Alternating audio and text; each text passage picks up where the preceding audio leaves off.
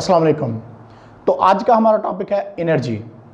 तो एनर्जी का टॉपिक को स्टार्ट करने से पहले मैं आपसे कहूँगा कि इससे पहले हमने वर्क का टॉपिक पढ़ा था, तो आप उस वीडियो को लाजमी देखिएगा। मैं डिस्क्रिप्शन में उसका लिंक भी दूंगा, क्योंकि वर्क जो है उसके एनर्जी के साथ बहुत ज़्यादा रिलेशन है। जब हम कह रहे होते हैं कि किसी बॉडी में एनर्जी है, तो बेसिकली हम ये कह रहे होते हैं कि इस बॉडी के अंदर वर्क करने की सलाहियत है। जैसा कि अक्सर औक़ात आपने एक चीज़ को ऑब्जर्व किया होगा कि जब आपकी बॉडी में एनर्जी की कमी हो जाती है तो आपका काम करने को दिल नहीं करता। आपसे कोई कहे कि एक वुडन ब्लॉक है या कोई एनीवन जो भी बॉडी है उसको उठा के आप उधर रख दो, तो जब आप में एनर्जी नहीं होगी तो आपका काम करने को दिल नहीं करेगा। तो बेसिकली जब किसी बॉडी में एनर्जी होती है तो तभी वर्क होता है। अगर बॉडी में एनर्जी नहीं होगी तो बॉडी वर्क नहीं कर पाएगी। तो सबसे पहले हम एनर्जी को डिफाइन करते हैं। A body possess energy if it is capable to do work. एक बॉडी जो है उसमें एनर्जी होगी, कब होगी? जब वो काम करने की सलाहियत रखेगी। Ability to do work is also called energy, यानी काम करने की जो सलाहियत होती है उसको हम किसका नाम देते हैं? एनर्जी का नाम देते हैं।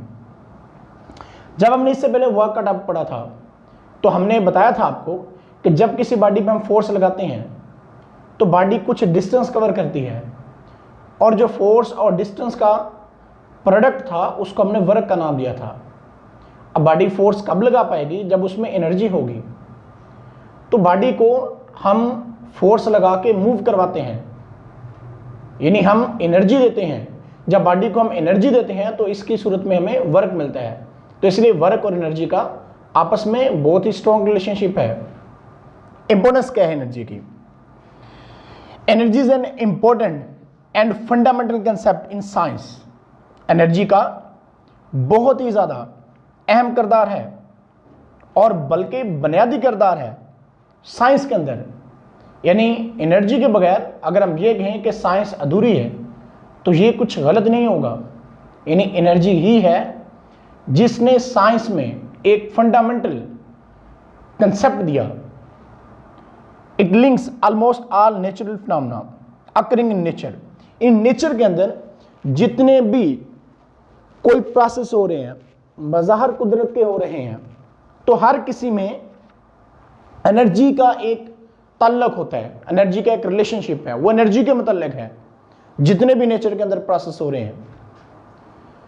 एक्सप्लेनेशन में जब हम एनर्जी के चलते हैं तो हम कहते हैं when we say a body has energy we mean it has ability to do work.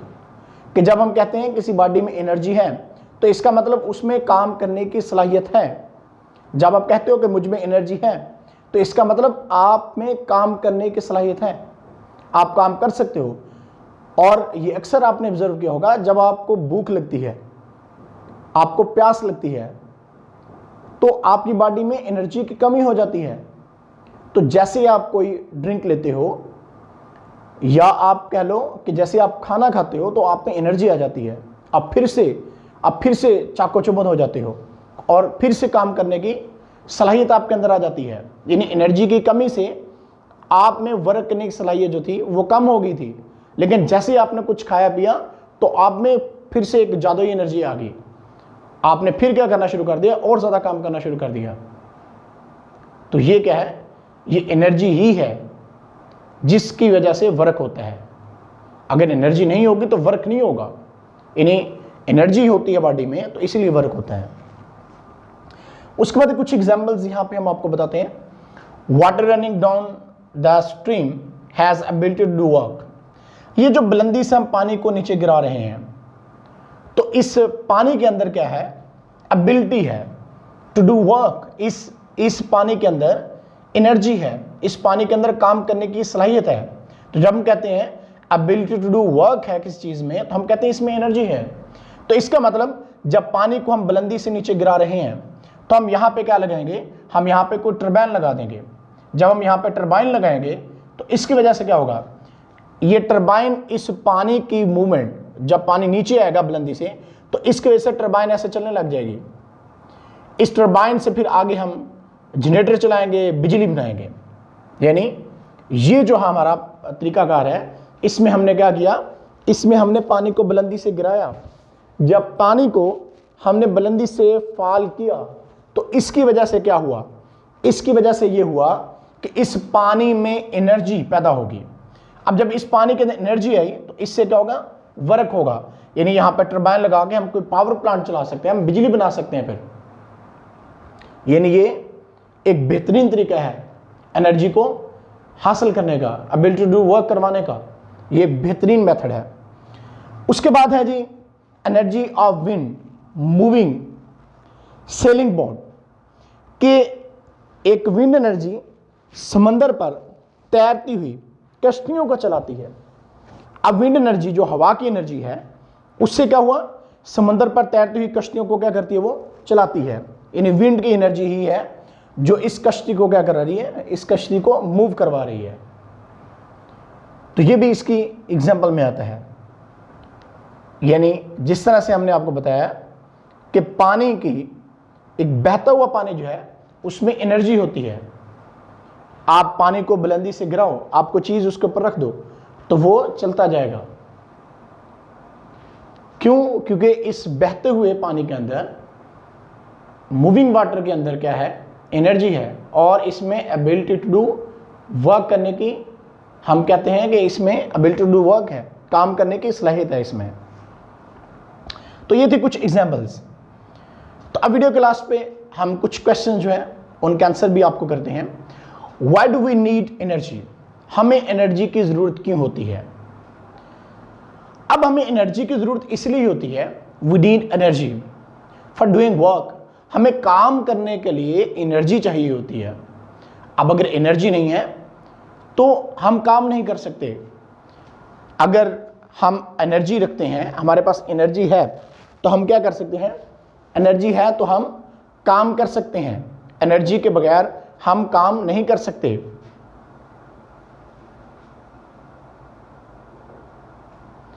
अब देखिए, जैसे कि ये एक बोतल है, इसको मैंने उठाया ऐसे, इसको मैं ऊपर उठा रहा हूं, तो किस तरह से मैं इसको ऊपर उठा लिया, मेरे में एनर्जी है।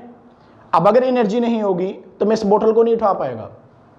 तो एनर्जी की वजह से, अब एक छोटा चाइल्ड है, एक छोटा बच्चा है, उसमें एनर्जी की कम होती है, और एक बड़ा आदमी है उसमें एनर्जी ज़्यादा होती है, इसलिए वो ज़्यादा काम करता है। छोटा बच्चा जो है वो काम थोड़ा करता है। अगर एक बहुत ही छोटा 2 साल का बच्चा है, 1 साल का बच्चा है, उसको आपको ये बोतल उठा के ऐसे खड़े रहो, तो आई थिंक 2 या 3 मिनट के बाद वो बोतल को नीचे गिरा देगा। उसकी वजह क्या है, उसमें एनर्जी इतनी नहीं है कि वो इसका काम कर सके। अब मेरे में इतनी एनर्जी है कि इसको मैं ज़्यादा टाइम उठा के रख सकता हूँ। तो एनर्जी ज़्यादा होने का मतलब ज़्यादा काम है, एनर्जी कम होने का मतलब काम कम होगा। तो जितनी ज़्यादा एनर्जी होगी उतना ज़्यादा वर्क होगा, और जितनी एनर्जी कम होगी उतना ही वर्क क्या होगा, उतना ही वर्क कम होगा। अब moving air is called wind, चलती हुई हवा जिसको विंड का नाम देते हैं हम। We use wind energy for various thing, it drive wind mills, हम इससे विंड मिल यानी टरबाइनें चलाते हैं, फिर उनसे आगे मोटरें, जनरेटर और बिजली बनाई जाती है। Moving water carry wooden logs through large distance to drive turbine. In short हम कह सकते हैं we use energy for all sort of work, हमें कोई भी काम करना है, किसी भी किस्म का काम करना है, हमें एनर्जी चाहिए होगी। एनर्जी की इतनी ज़्यादा इंपॉर्टेंस है कि हमने कोई भी काम करना है तो एबिलिटी टू डू वर्क, काम करने की सलाहियत वर्क कहलाती है। आप में एबिलिटी टू डू वर्क कब आएगी, जब आप में एनर्जी होगी। उसके बाद है जी टाइप्स ऑफ मैकेनिकल एनर्जी। तो मैकेनिकल एनर्जी की 2 टाइप्स हैं, काइनेटिक एनर्जी और पोटेंशियल एनर्जी। इसके डेरिवेशन के लिए हमारे नेक्स्ट वीडियोस आएंगी, उसमें हम काइनेटिक एनर्जी और पोटेंशियल एनर्जी की डेरिवेशन भी करेंगे। काइनेटिक एनर्जी क्या होती है और पोटेंशियल एनर्जी क्या होती है, आज के लिए इसकी टाइप्स ही हैं, लेकिन इसको डिफाइन जो है वो हमारे नेक्स्ट वीडियो जो आएंगी उसमें हम इसको डिफाइन करेंगे। तो ये था हमारा आज का टॉपिक, जो कि बहुत ही इंपॉर्टेंट टॉपिक था, जो कि एनर्जी के हवाले था। यानी एनर्जी होगी तो वर्क होगा, एनर्जी नहीं होगी तो वर्क नहीं होगा। यानी एनर्जी की इतनी ज़्यादा इंपॉर्टेंस है, और ये फंडामेंटल एक बुनियादी कंसेप्ट, एक तस्वर रखती है एनर्जी साइंस के अंदर। और आई थिंक अगर साइंस के अंदर एनर्जी का कंसेप्ट ना होता तो बहुत सी चीज़ें हम जो है उनको डिस्क्राइब करने से दूर रहते, हम उन चीज़ों को डिस्क्राइब नहीं कर पाते। तो इसलिए वर्क और एनर्जी का जो है वो भी एक गहरा रिलेशनशिप है।